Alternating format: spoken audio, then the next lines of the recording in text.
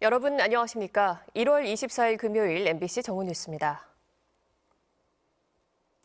윤석열 대통령 내란 우두머리 혐의 수사는 이제 검찰로 넘어갔는데요.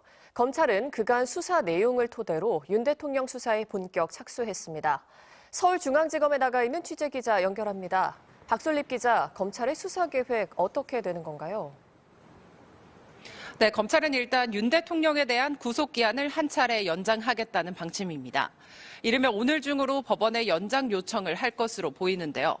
다만 구속영장을 발부한 서부지법이 아닌 서울중앙지법에 신청하는 것으로 내부 판단이 이뤄진 것으로 전해졌습니다. 검찰은 구속기간 연장이 이루어진 뒤 윤 대통령을 상대로 대면 조사를 시도할 것으로 보입니다. 이르면 이번 주말 조사에 나설 가능성도 제기되고 있습니다. 다다음 주인 2월 4일까지는 탄핵 심판 변론이 예정돼 있지 않은 만큼 윤 대통령 측이 탄핵 심판 준비를 조사 불응의 이유로 삼기 어렵다는 점도 검찰은 고려한 것으로 보입니다. 검찰은 추가 조사를 거쳐 구속기간 안에 윤 대통령을 기소하겠다는 계획입니다. 윤 대통령과 김용현 전 국방부 장관은 어제 헌법재판소 탄핵 심판에 출석해 자신들의 내란 혐의를 부인했는데요. 검찰은 혐의 입증에 자신하는 분위기입니다. 사건 관계자가 많다 보니 한두 사람이 거짓말을 해도 사실관계는 드러날 수밖에 없다는 겁니다.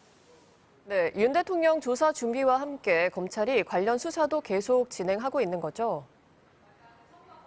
네, 검찰은 어제 공수처로부터 약 69건, 모두 3만 쪽이 넘는 분량의 수사 기록을 넘겨받았습니다. 검찰은 지난해 12월 18일 공수처로 사건을 넘긴 뒤에도 관련 조사를 이어온 점 등을 고려해 원점부터 다시 살펴볼 계획입니다. 검찰은 공수처로부터 사건을 넘겨받은 첫날인 어제 국방부 조사본부에 대한 대대적인 압수수색을 벌였습니다.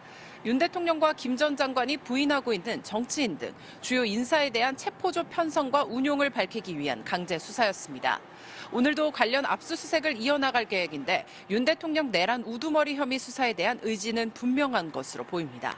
지금까지 서울중앙지검에서 전해드렸습니다.